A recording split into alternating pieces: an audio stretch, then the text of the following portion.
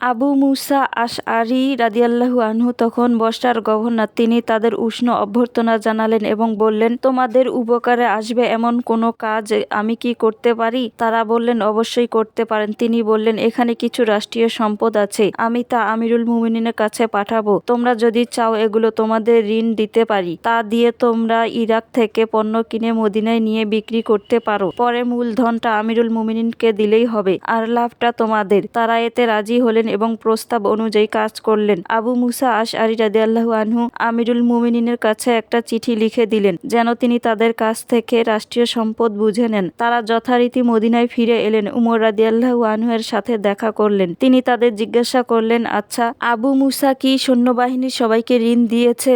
উভয়ে জবাব দিল, না। উমর রাদিয়াল্লাহু আনহু বললেন, তাহলে মূলধন এবং লাভ সবই রাষ্ট্রীয় কোষাগারে জমা দাও। এই কথা শুনে আব্দুল্লাহ চুপ করে থাকলেন, কিন্তু উবাইদুল্লাহ বললেন, আমিরুল মুমিনিন, আপনার এমন করাটা উচিত নয়। এই সম্পদ যদি নষ্ট হতো কিংবা কমে যেত তাহলে আমরা তা পুষিয়ে দিতাম। উমর আবারও বললেন, তোমরা সম্পদ জমা দাও। এবারও আব্দুল্লাহ চুপ মুখে টু শব্দটি করলেন না, কিন্তু উবাইদুল্লাহ আবারও আপত্তি জানালেন। এবার উমর রাদিয়াল্লাহু আনহু এর সভাসদের কেউ কেউ কথা বলে উঠলেন, আমিরুল মুমিনিন, আপনি যদি তা অংশীদারিত্বের ভিত্তিতে গ্রহণ করেন তবে উভয় কুল রক্ষা হয়। লাভের অর্ধেক অংশ তাদের, অর্ধেক রাষ্ট্রের। উমর রাদিয়াল্লাহু আনহু এই প্রস্তাবে রাজি হলেন। অর্ধেক লভ্যাংশ তাদের দিলেন আর বাকি অর্ধেক রাষ্ট্রীয় কোষাগারে জমা করলেন। এই ছিল উমর রাদিয়াল্লাহু আনহু এর ন্যায়পরায়ণতা ও সুবিচারের চিত্র।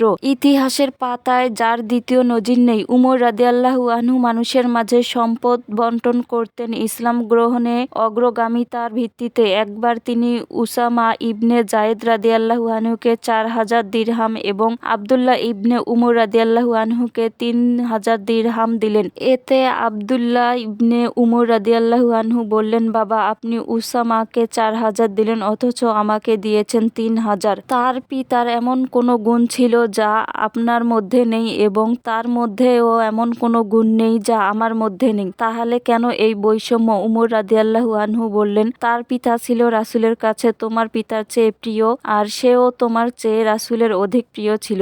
একবার উমর রাদিয়াল্লাহু আনহু এর কাছে বাহরাইন থেকে কিছু মেশক ও আম্বর সুগন্ধি এলো। তিনি বললেন, হায়, যদি এমন কোনো উত্তম মহিলা পেতাম যে আমার জন্য এই সুগন্ধিগুলো উত্তম রূপে মুসলিমদের মাঝে বন্টন করে দেবে। তখন তার স্ত্রী আতিকা রাদিয়াল্লাহু আনহু বললেন, আমি উত্তম রূপে ওজন করতে পারি, আমাকে দেন, আমি ওজন করে দেই। উমর রাদিয়াল্লাহু আনহু বললেন, না। আতিকা রাদিয়াল্লাহু আনহু জিজ্ঞেস করলেন, কেন? উমর রাদিয়াল্লাহু আনহু বললেন, আমার ভয় হয় তুমি এভাবে নেবে, তারপর ঘাড়ে লাগাবে। এ কথা বলে উমর রাদিয়াল্লাহু আনহু তার 2 আঙ্গুল কানের 2 ছিদ্রের মাঝে ঢুকিয়ে দেখালেন। এই ছিল উমর রাদিয়াল্লাহু আনহু এর তাকওয়া ও খোদাভীতির নমুনা।